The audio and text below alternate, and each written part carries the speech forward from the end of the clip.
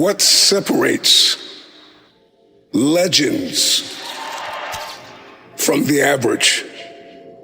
What separates the 1% from the rest of this world? There will come a time in your life where you will ask yourself this question. Haven't you lived here long enough?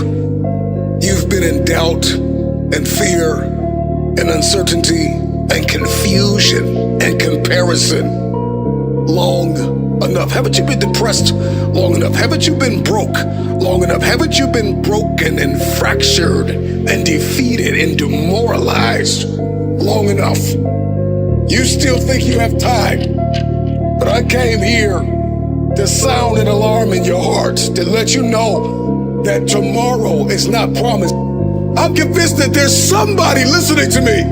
And so when you capture something that's real to a person, right, like a song and the way they sing it, and they're not comparing it to the way they sang it last time, they're not thinking about whether or not their tour is bigger than the other big tour that's out there. There's something that I think really resonates with people, and we just go, wow, like that's, you know, I see it as like that's the human spirit in action. It's really beautiful. The process is the prize. The pursuit of becoming is the prize. Once you achieve that which you wanted to achieve, you will look back at the process and realize that who you became in that season was a lot better than what you achieved. All we need to win are the fellas in this room right now. And all you fellas need to do is believe it. If you don't grow, you're dying.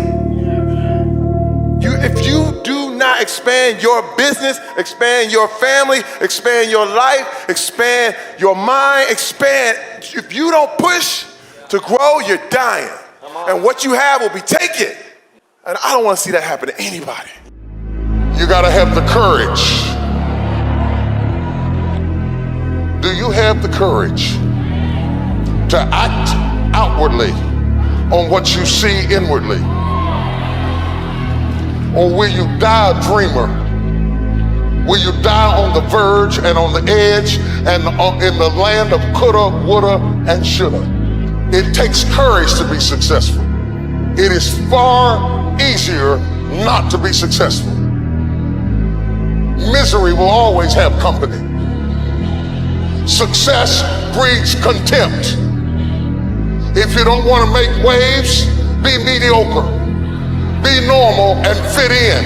And I think that's just the greatest part of the journey that I've achieved, is like that understanding of what I'm capable of and that belief in myself to what I can accomplish. And it only came through the journey, it didn't come through the winning, it come through the challenges that came along the journey and coming through it and fighting through it and the beauty of all that. And on top of that, there's just been so many moments in the midst of things where like it's a workout or it's a diet or I'm starving or I'm just like doing check-ins or something and I'm just like, this is incredible.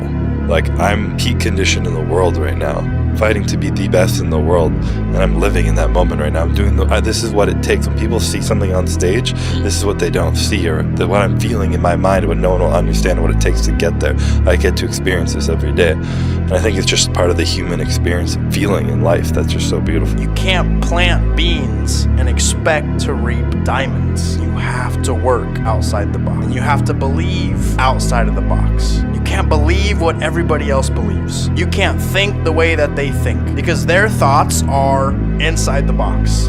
Their thoughts are, I'm just gonna work to get to the evening, to get to my Netflix shows. I'm gonna get through the week to get to my weekend. I'm gonna get through my career to get to my retirement. Life is bigger than that. Trying to live with less gravity and more backbone is a salty task. To live lighter with less gravity, live lighter, not take certain things so seriously, but still have the principled backbone, because as I'm getting older, we get older and the black and whites turn to gray, and then there's a great word, compromise, we all say, which is such a mature thing to do. Hey, change is inevitable, let change happen, and I'm not ready. That's part of getting old, I think, not just getting older. Same with cynicism. It's a disease of getting too old.